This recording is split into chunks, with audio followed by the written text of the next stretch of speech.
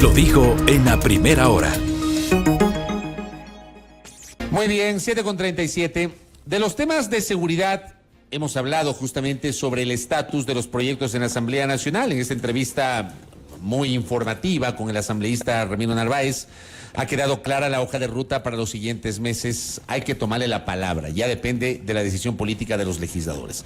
Dejamos el tema de seguridad, pero nos quedamos en la Asamblea Nacional. Hoy la Asamblea Nacional, querida audiencia, será el epicentro de un tema que de suyo es absolutamente controversial y polémico.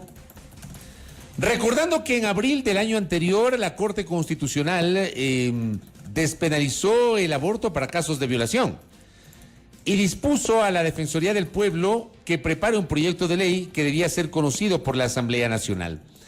La Asamblea Nacional en los primeros días de diciembre debatió en primera instancia esa iniciativa. El proyecto de ley está listo para el segundo y definitivo debate con base en un informe de mayoría preparado por la Comisión Legislativa de Justicia y Estructura del Estado.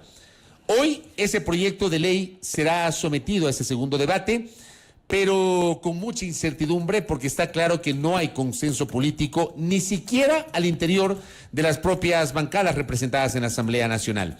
Hablemos de los escenarios legislativos sobre este tema, entre otros que vamos a abordar con la asambleísta Natalie Arias. Ella pertenece al movimiento Creando Oportunidades, creo, y además forma parte del Consejo de Administración Legislativa CAL. Asambleísta, qué gusto, bienvenida, buen día. Muy buenos días, muchísimas gracias por la invitación, Fabricio y estimada Belkis, pues estamos a las órdenes aquí. Gracias, asambleísta. ¿Cómo se proyecta lo que va a pasar el día de hoy en el Pleno de la Asamblea Nacional con relación al proyecto de ley para garantizar la interrupción voluntaria del embarazo en casos de violación?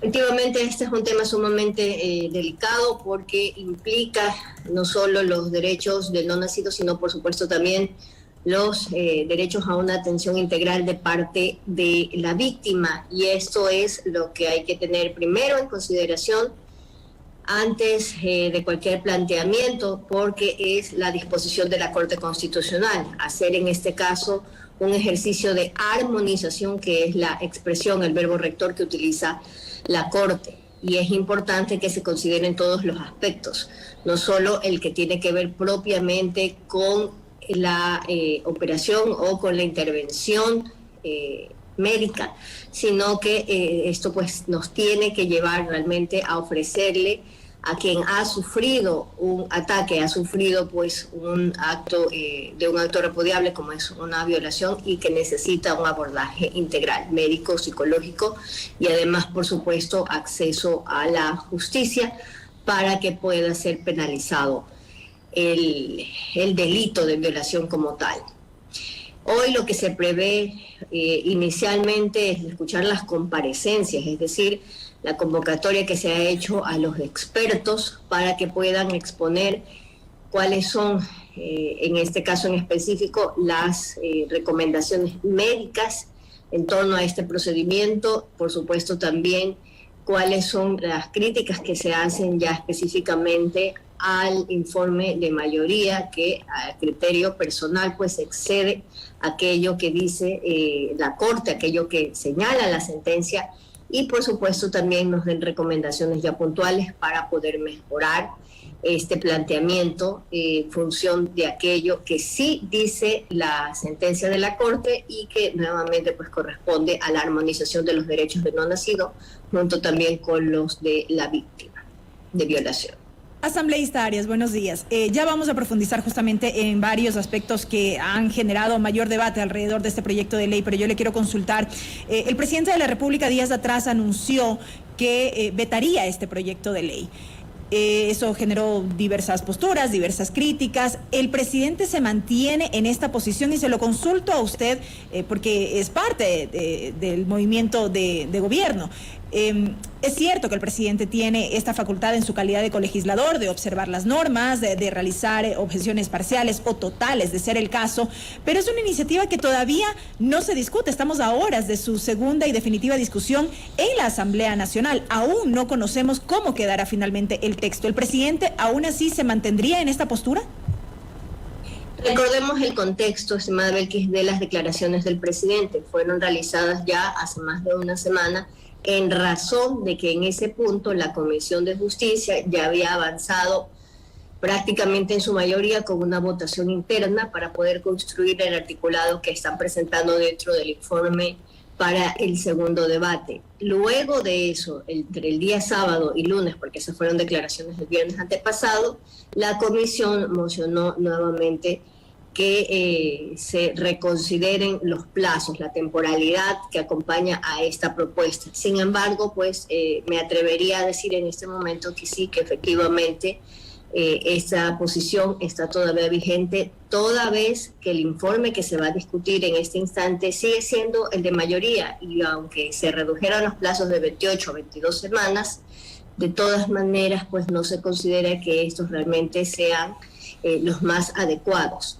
Yo puedo, por supuesto, pues en razón de que he seguido el tratamiento de este proyecto de ley paso a paso, y que además he presentado las observaciones y he aportado con la presentación de expertos pues que el presidente de la Comisión de Justicia ha tenido también a bien recibir dentro del seno de la comisión, pues puedo sostener que todavía no es en realidad este informe para el segundo debate uno que realmente se apegue de manera estricta a la sentencia. Que de hecho fueron, si me permite un segundo, sí, Fabricio, que de hecho fueron las declaraciones. Dijo que iba a vetar en razón de lo que dice la sentencia. ¿A qué se refiere exactamente? ¿Por qué usted cree que no está apegado estrictamente a lo que dijo la sentencia de la Corte Constitucional de abril del año anterior, asambleísta Arias? ¿Qué es lo que no se... Un ejemplo en este sentido es se retiró la palabra derecho del título del proyecto. De hecho, hubo una votación dentro de la mesa legislativa para estos propósitos. Sin embargo, el concepto de derecho sigue estando presente a lo largo de todo el articulado. Más aún en artículos específicos todavía se habla de derecho como tal. No solamente es un concepto que esté presente o de alguna forma implícito, sino que está explícito en algunos artículos, y esto sencillamente pues excede lo que dice la sentencia, que de hecho hace una excepción a la penalización al acto de penalizar el aborto, que todavía es delito dentro del Ecuador, y únicamente se estaría despenalizando una de las causales, que en este caso es la que corresponde a la violación. Entonces, eso es, por ejemplo, uno de los casos. Otro, por supuesto, también es aquello que tiene que ver con, nuevamente, pues es la temporalidad, porque no se puede considerar que hay una armonización, en este caso, de los derechos del no nacido, y también de los derechos de la víctima de violación, cuando pues se habla de un plazo tan alto como son las 20 y 22 semanas. Cuando usted habla, y voy por partes, usted mencionó el tema de derecho, ¿no debió haberse quitado la palabra derecho? O quitarla del resto del articulado. Se retiró únicamente del título, pero ya no se puede considerar un derecho. Esa es la idea que quisiera transmitir en esta mañana. Correcto. Es decir, debe ser eliminada de todo el articulado. Exactamente, porque no constituye un derecho, es una excepción a la penalización del aborto, que todavía es un delito en el país, y únicamente por la causal de aborto. Perdón, la causal de violación, es lo que quise decir. Claro, a ver, ya, me queda claro el tema de derecho. Ahora, el tema de la temporalidad. A mí me da la impresión, asambleísta Arias, que esto como que se está convirtiendo en una especie, no sé, no quiero sonar peyorativo ni grosero, pero parece una especie de baratillo, ¿no? Que no se ponen de acuerdo sobre la temporalidad. Yo no sé si hay estándares internacionales, ejemplos internacionales en otros países donde se aplicaron legislaciones similares a esta que se está debatiendo, para llegar a un punto adecuado de cuál debería ser la temporalidad que hay que fijar, con base siempre en la sentencia de la Corte Constitucional, que eso es lo que mandó a fijar la Corte, asambleísta Arias. Sí, efectivamente hay varios criterios. El que yo quisiera presentar en esta mañana a consideración de la ciudadanía, y que voy a exponer frente a mis colegas asambleístas, es el siguiente. para mayores de 14 años 6 semanas, que corresponde a al momento en el que se detectan como tope pues los primeros latidos. La diferenciación que se está haciendo es también en razón de la sentencia de la Corte Constitucional que determina los 14 años como fecha para el consentimiento de relaciones sexuales. Y para menores de 14 años, 12 semanas. ¿Por qué 12 semanas? Porque en este caso corresponde a la fecha tope en la que se puede proceder con un aborto que no implique una intervención quirúrgica, es decir, un servicio ambulatorio dentro de del sistema de salud. Entonces, estos no son temas menores porque en realidad estamos hablando principalmente de una víctima de violación que debe ser pues atendida de manera oportuna e integral. Debe haber un acompañamiento, en este caso, para que ese abordaje, esos primeros auxilios psicológicos estén presentes y no se le penalice, no se la revictimice, eso es muy importante, pero esto no sirva de excusa. El hecho pues de que se la aborde y se construya una verdadera historia médica en torno a este tipo de situación, pues esto pues no sea una excusa para evitar que esta información que constituye pues base de un delito llegue a la justicia ecuatoriana. Usted preguntaba específicamente sobre el tema de las semanas y de la forma en la que podría verse con respecto a la temporalidad y la forma en la que podría parecer que estamos en una suerte aquí de ver quién de ver quién tiene el número de semanas que realmente tenga la mayoría de votaciones. Habemos asambleístas que hemos procurado acompañarnos de especialistas en estos temas y poder proponer, pues, en razón de los criterios que he expuesto en este momento, una base científica, aun cuando pues esto pues no corresponde a mis creencias personales y tampoco pues a mis posiciones o valores.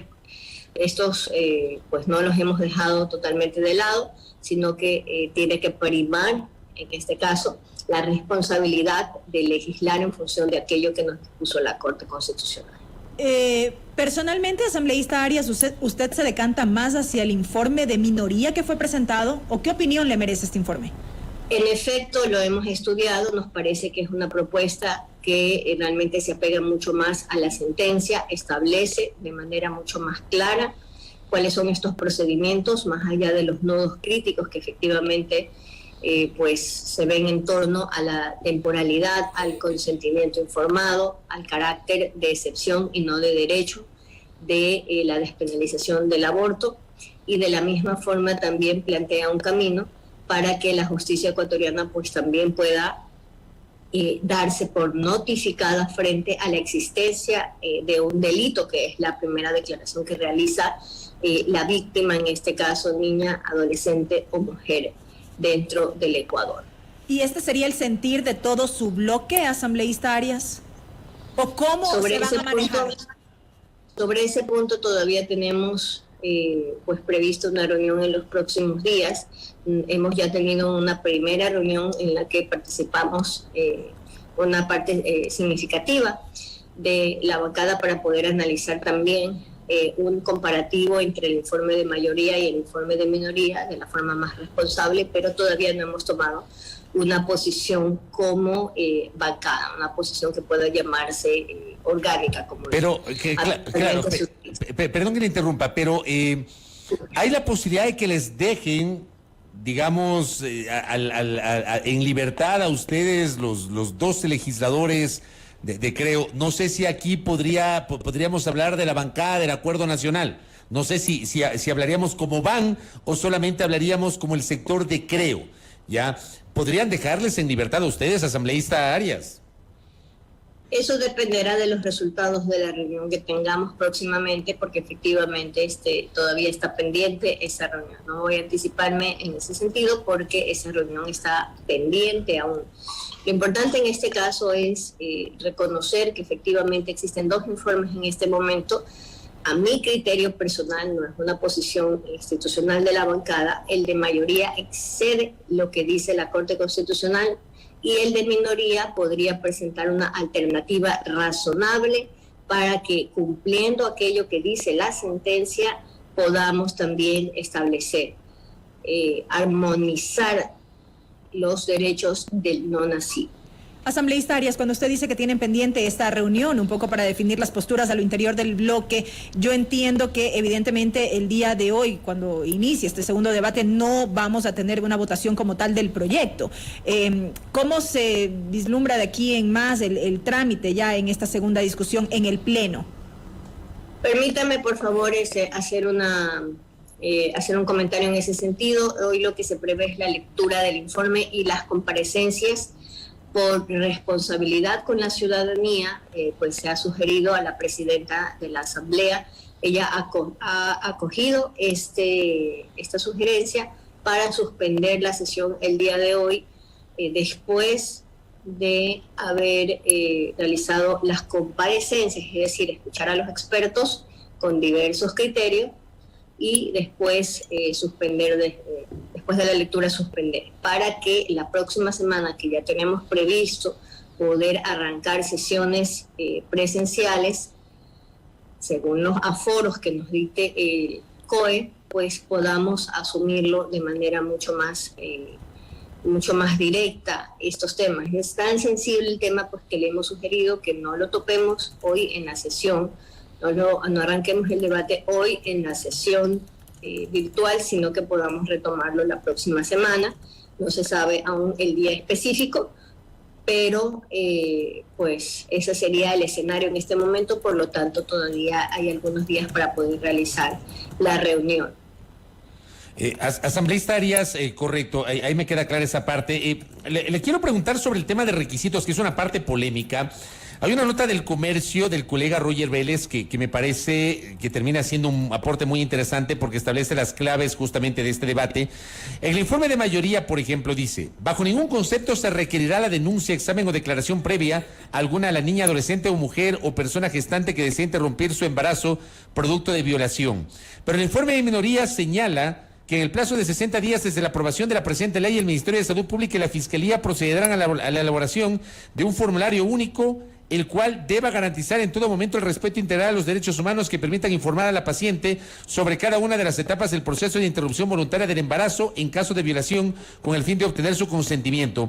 Una vez acogida toda la información expresada de forma libre y sin vicios acorde a la decisión de la víctima, se pondrá en conocimiento de la Fiscalía como noticia criminis que permita a la víctima desprenderse de su denuncia, brindando la facilidad de decirse formulario un elemento conciso que obligue a la Fiscalía General del Estado a emprender acciones de oficio y de forma inmediata, sin producir la revictimización constante de la víctima. Yo le pregunto, la idea, según el informe de minoría, es que haya denuncia, a diferencia del informe de mayoría que no establece la denuncia. Me gustaría un criterio suyo sobre esto y cuál es su opinión al respecto. Algunas consideraciones al respecto, estimado Fabricio. La primera de ellas es que definitivamente la sentencia de la Corte habla del establecimiento de requisitos. Lo segundo es que se tiene que considerar un abordaje integral. Cuando estamos hablando de que una víctima de violación accede al sistema de salud, alguna de las instituciones relacionadas al sistema de salud dentro del país, pues tiene que abordársele y además tiene que tomarse, pues tiene que construirse toda su historia clínica en razón de esa violencia a la que fue sometida. Y efectivamente, como cualquier paciente, para poder obtener un consentimiento informado, tiene que explicársele con santo y seña cómo es el procedimiento y las implicaciones que va a tener. Aquí voy a referirme, pues espero que este ejemplo no sea peyorativo, pero no puede ser posible que para acceder pues a un procedimiento que puede resultar sumamente invasivo y tener consecuencias dentro de la salud sexual y reproductiva de una niña, adolescente o mujer, peor aún después de haber pasado por un episodio de violación, pues se le pregunte menos que lo que, para construir esta historia clínica, que lo que puede resultar necesario para realizarse pues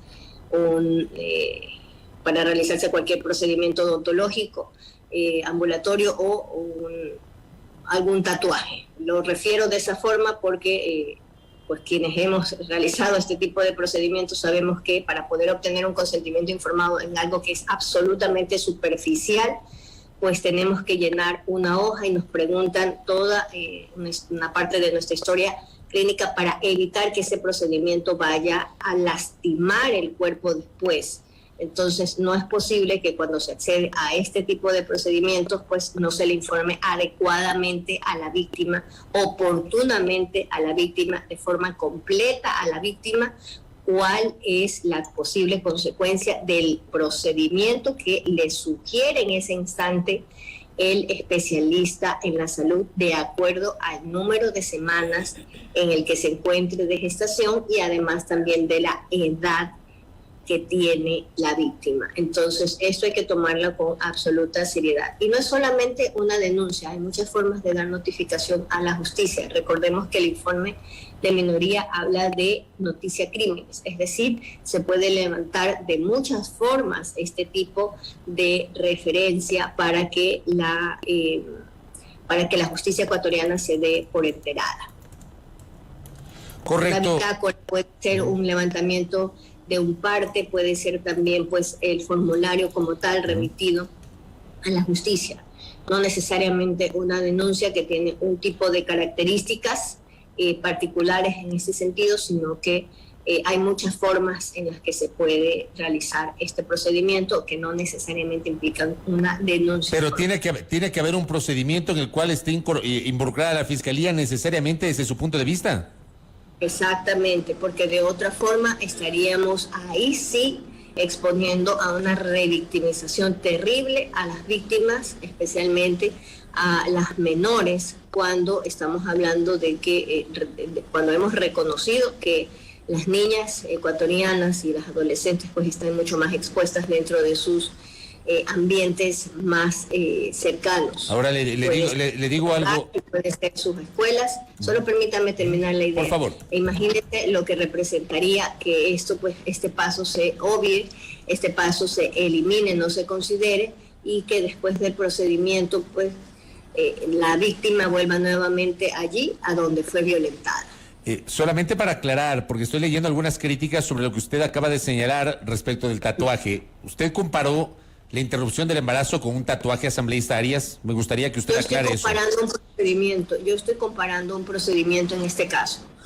Cuando uno accede a cualquier tipo de atención, requiere la información completa de las posibles consecuencias que va a tener después de esa intervención. Y sí, efectivamente lo que dije es, no es posible que cuando se va a algo tan superficial como puede ser efectivamente un dibujo sobre la piel, uno acceda o le pregunten más cosas que cuando va a tener un procedimiento que puede tener una consecuencia real e inmediata y después a largo plazo, cuando va a acceder pues a un procedimiento de esta naturaleza, quirúrgico o no quirúrgico, ambulatorio. Entonces, en ese sentido es importante que se tenga toda la información, que se conozca la historia clínica de la víctima, que se la construya y que además se le brinde toda la información de manera oportuna. Sí, sin duda puede causar un poco de revuelo la comparación, pero es justamente, lo he hecho en conocimiento de causa, para que se entienda que acceder a este tipo de procedimientos que tienen que ver con la salud sexual y reproductiva de una niña, adolescente o mujer, pues no se pueden tomar a la ligera, por respeto a la víctima. Correcto. Una cosa adicional, aprovechando que usted nos atiende telemáticamente, asambleísta, para cerrar esta entrevista. Y voy a pasar de coles a nabos, voy a dejar el tema del aborto por violación y la ley cuyo segundo debate empieza hoy. A ver, déjeme, le digo exactamente a qué hora. Hace pocos minutos, el expresidente de la República, Rafael Correa, posteó en su cuenta Twitter que su bloque, la bancada de UNES, pedirá un cambio en el orden del día para proponer una ley derogatoria sobre el tema de los impuestos. Pese a tratarse de impuestos, sí es posible porque la ley hicieron pasar a la brava por Ministerio de la Ley, aplica artículo 140 de la Constitución. ¿Qué le parece a usted este anuncio de que UNES va a presentar hoy un cambio del orden del día para tratar una ley derogatoria a la reforma tributaria, asambleísta Arias? Un despropósito porque habiendo leído el cambio del orden del día, pues lo que prevé es disponer al CAL que se califique, por favor.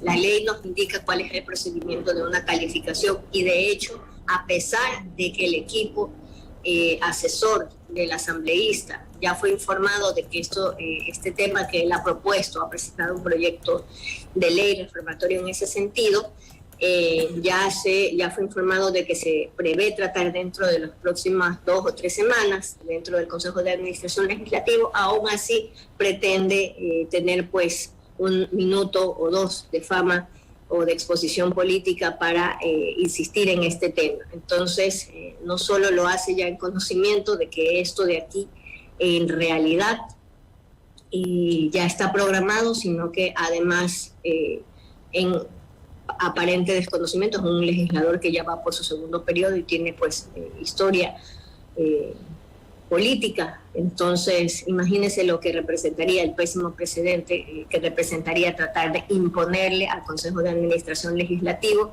cuándo debe tomar o no, cuándo debe calificar o no pues uno de estos proyectos. ¿Quién presentará este pedido de cambio del orden del día? Directamente el asambleísta Pavel Muñoz.